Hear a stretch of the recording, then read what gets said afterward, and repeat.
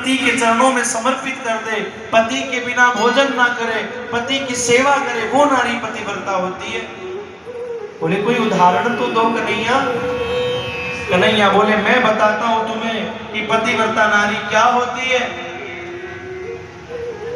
बोले एक स्त्री अपने पति की इतनी पूजा, इतनी सेवा करती, पति के भोजन करने के बाद भोजन करती, पति के जगने से पहले जग जाती, स्नान कर लेती और पति की सेवा करती, बिना सेवा के वो भोजन आदि कुछ नहीं करती थी। एक दिन की बात है,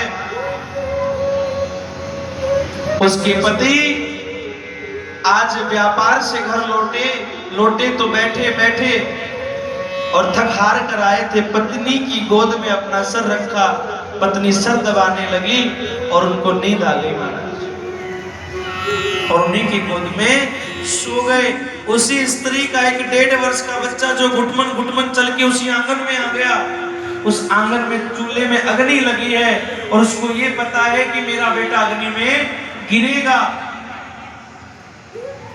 लेकिन यदि मैं बचाने के लिए उठूंगी तो पति की नींद खुल जाएगी, और यदि पति की नींद खुल गई तो मेरा धर्म नष्ट हो जाएगा। और उसके देखते ही देखते वो बच्चा अग्नि में गिर गया, वो नाली हिली नहीं महाराज। गोपियों, जब 1 घंटे के बाद पति की आंखें खुलती हैं, वो दौड़कर अग्नि की ओर जाती है। अरे पतिव्रता नारियों का धर्म इतना बड़ा होता है, पत्नी व्रत धर्म और पतिव्रत धर्म के प्रभाव से वो अग्नि उस बच्चे को जला नहीं पाई, वो बच्चा अग्नि में खेलता पाया। और तुम कहती हो कि पत्नी व्रत धर्म क्या है? ये पतिव्रत धर्म है। गोपियां बोली कन्हैया ये पतिव्रत धर्म है। हम बताते हैं पतिव्रता धर्म क्या होता है कन्हैया। एक स्त्री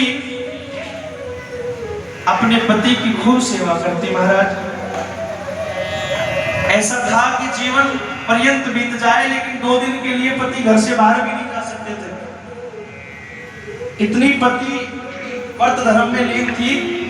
आज उनके पति ने कह दिया कि मैं 1 वर्ष के लिए व्यापार के लिए प्रदेश जाऊंगा। महाराज वो रोने लगी कि आपके जाने के बाद मैं किसकी सेवा करूंगी, किसकी पूजा करूंगी, मेरा धर्म नष्ट हो जाएगा।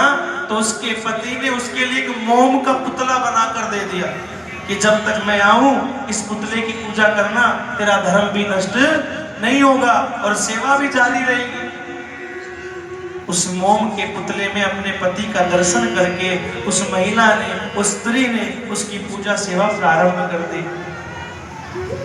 1 वर्ष तक लगातार उस मोम के पुतले की पूजा करते करते करते करते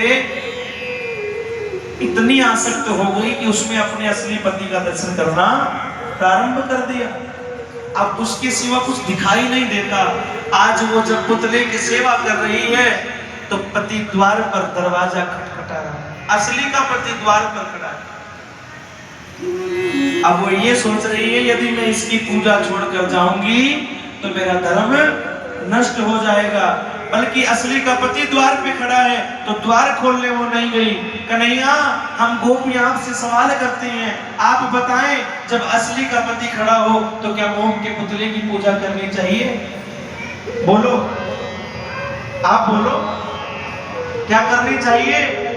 कन्हैया बोले नहीं। तो कन्हैया हमने गलत क्या कर दिया? ये संसार रूपी पति सब मोम के पुतले हैं, हमारे असली पति तो आप हैं। और यदि हम हमारे आपके पास आ गए और आप कहते हैं हमने धर्म को नष्ट किया, कन्हैया आपसे बड़ा पति कौन है? कन्हैया मीरा बाई गली गली में गाती थी कि ऐसे बर को के बरे जो जन्मे और मर जाए, बरबरिए गोपाल को जैसे चुन लो अमर जाए। मंगलाय सनोहरे बोली रुक्मणी हरण भगवान की जय हो। अनुभव हो रहा है आज राधा रानी का, आज यहाँ पर अब भगवत कथा के अंदर यहाँ पर रोल किया है, तो कैसा अनुभव कर रही है? मुझे बहुत अच्छा लग रहा है। मैं दूसरी बार इस पार्टिसिपेट में भाग ले रही हूँ और उम्मीद करती हूँ कि मैं ऐसे ही हर पार्टी में ऐसे ही भाग लेती हूँ। कृष्ण कन्हैया का यहाँ पर भगवत कथा के अंदर रोल किया है, तो आपको कैसा अनुभव हो रहा है? एक बार बताइए, अपना नाम बताइए। मेरा नाम भावना है। मुझे बहुत अच्छा अनुभव हुआ। मैं पहली बार कर रही हूँ, मुझे बहुत अच्छा लगा। आगे आने वाले कार्यक्रम में भी ऐसा ही करने वाले हैं? हाँ बिल्कुल, जरूर करूँगी। सतनाली में चल रही कथा में षष्ठम दिवस में हम और आप सब ने आनंद लिया भगवान के विवाह उत्सव का, रास का। आज की कथा से आप सबको ये संदेश देना चाहेंगे कि जिस रास को लेकर आप और हम सब नेगेटिव चलते हैं, रास किसी भी स्त्री पुरुष का मिलन नहीं है, बल्कि आत्मा परमात्मा का मिलन है। हमारे बच्चों को पहले सोचना चाहिए, सुनना चाहिए, उसके बाद विचार विमर्श करना चाहिए। आजकल के युवा बच्चे जो भगवान पर उंगली उठाते हैं, उनके लिए आज की कथा बड़ी प्रेरणादायक रही, क्योंकि संस्कारों को बचाना हमारा लक्ष्य है और उन बच्चों से कहना है कि पहले रास को समझा जाए, सुना जाए, फिर चर्चा में लाया जाए। आजकल बच्चे उंगली उठाकर कह देते हैं कि हम करें तो रास, हम करें तो कैरेक्टर ढीला और भगवान करे तो रास लीला। ये एक बहुत ही दुर्भाग्यपूर्ण बात भी हमारे लिए है। कहाँ भगवान का चरित्र, कहाँ हमारा चरित्र, इसकी बराबरी नहीं की जा सकती है। इसलिए रासलीला को सुनना सबके लिए आवश्यक है। साथ ही यहाँ सतनाली में मिल रहे प्रेम के लिए और अपार सलाब के लिए मैं आप सबको धन्यवाद देना चाहता हूँ। और ऐसे ही कथा में दिग दिगांतर आप सब सुनते रहें और यहाँ पे पधारे। आपने आज ये छठा दिवस है, कैसे अनुभव हुआ यहाँ पर आपको? हमें बहुत अच्छा लगा, बहुत बढ़िया लगा। ऐसी कथा रोज ना हो, बहुत अच्छा लगा कथा। ऐसी कथा फिर होनी चाहिए क्या? हाँ, यहाँ पर होनी चाहिए सतनाली में, बहुत अच्छा लगा। विश्राम को 12 जो भी बजेगा, तो जब तक तो हम हैं आपके साथ। कल ही बात किसी को लेनी हो तो कल सुबह वो कथा से पहले आपको ले सकता है। और विशेष